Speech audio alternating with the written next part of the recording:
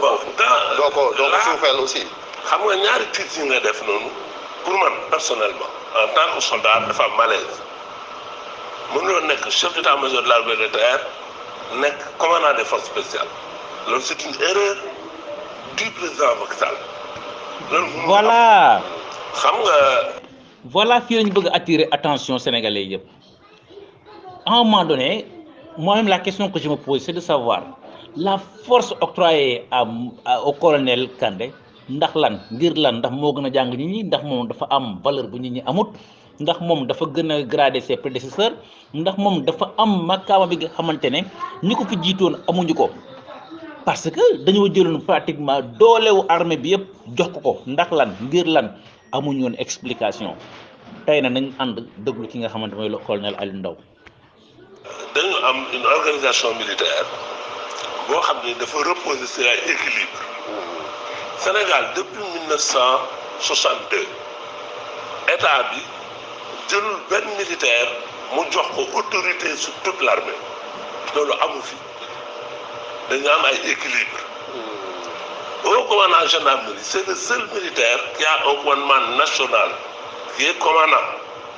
mais chef d'état-major bi il a ce qu'on appelle un commandement organique le chef d'état-major de l'armée de terre muy Kandé il a un commandement organique commandement opérationnel état bi da ko jox dans la territorialité on a amee wala njaaxum am y a ce qu'on appelle le corps de bataille sénégalais loolu mooy doole bi Sénégal am muy commando yi muy para yi muy blindé yi muy force yoo xam ni force spéciale yi yooyu yëpp si loolu lañ bokk loolu mooy unité de réserve générale ñoo nekk en Dakar et Thiès ñooñu nag bu leen soxlaa fu mu leen soxlaa comme Casamance dañuy dem Kandé bi mu nekkee Casamance il a sous son commandement le 5e bataillon le 22e BRA je ne sais plus là mais de temps en temps il ko yónnee ay commando yónnee ko ay parachutistes.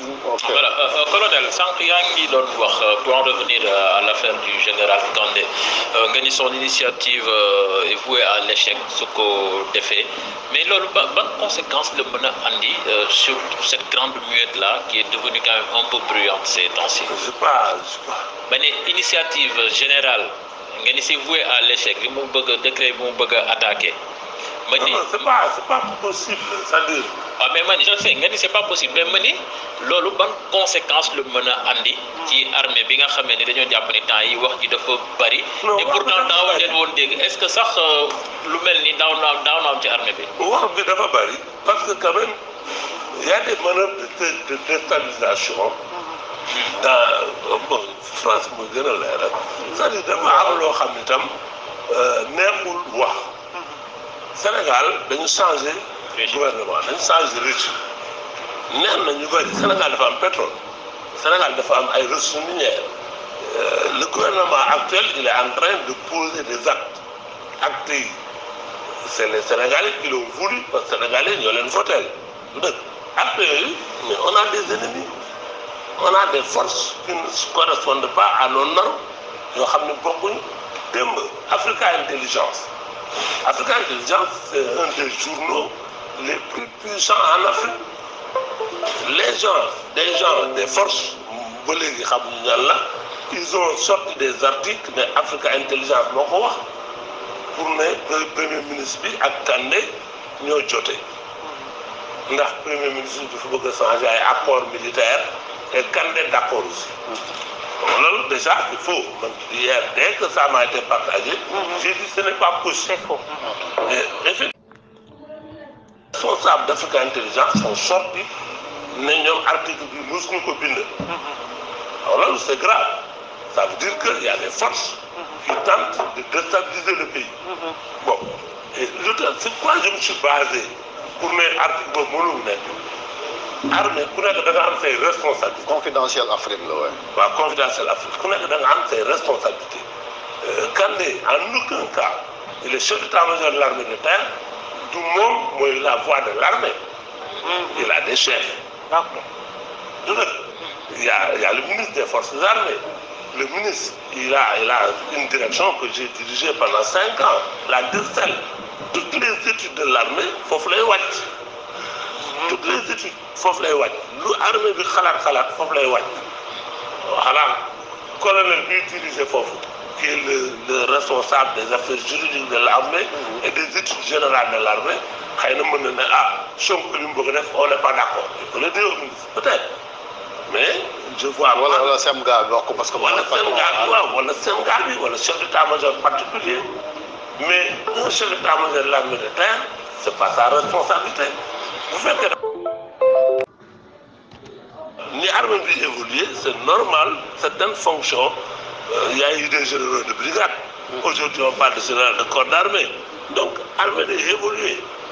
Donc, pour le cas Kandé, on ne peut pas parler d'humiliation ou d'illégalité. Non, c'est différent ça. Oui, illégalité, parce que dès que voilà, on a attaqué le Cour suprême. Non, on ne peut pas attaquer. C'est même pas la peine d'essayer.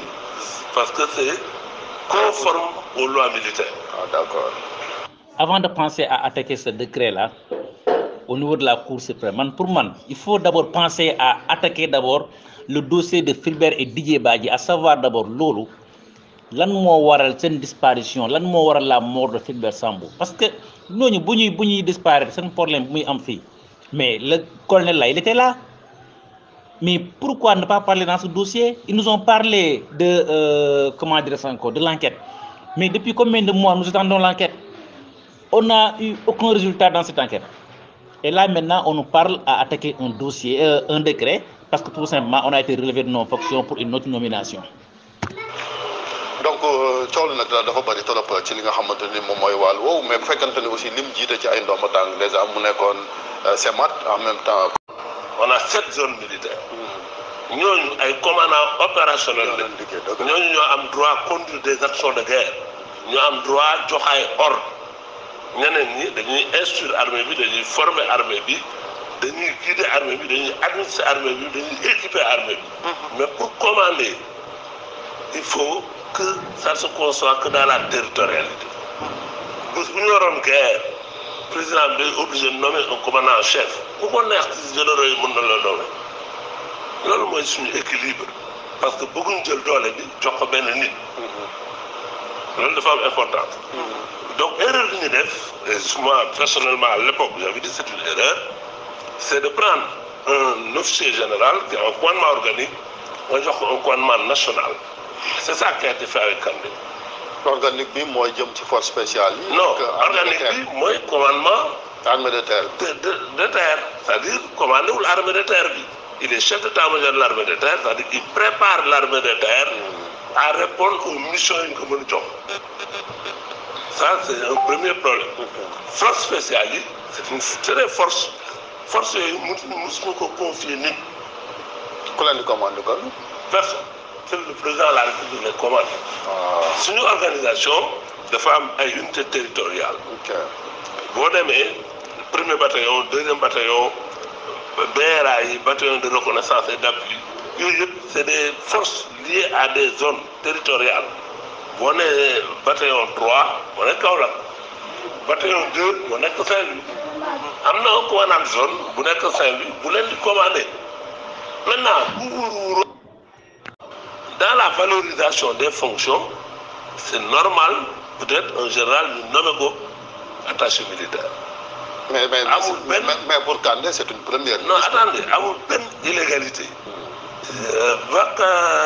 L'aide de camp d'Ablaye Wade. Le général Bara Sissoko. Il a été nommé attaché militaire en tant qu'amiral du Sénégal aux États-Unis. Mesure après, le président est revenu pour d'autres raisons. Mais déjà, non, je trouve fonction. Mais décision, ça veut dire que c'est en toute légalité. Donc, sur ce plan, il n'y a pas de problème de légalité. Le président nomme aux emplois civils et militaires. Rien n'empêche aujourd'hui le président Diomaye de prendre un colonel, de le nommer chef d'état-major général des armées. Ah bon? Un colonel, alors, général, un colonel fait chef d'état-major général des armées. Ça, pas commandant généraux. Non, ça dépend des généraux, il faut que les Tu comprends? C'est-à-dire mënul commander ay généraux. Mais c'est arrivé. Idrissa Fall, il a été colonel chef d'état-major général des armées.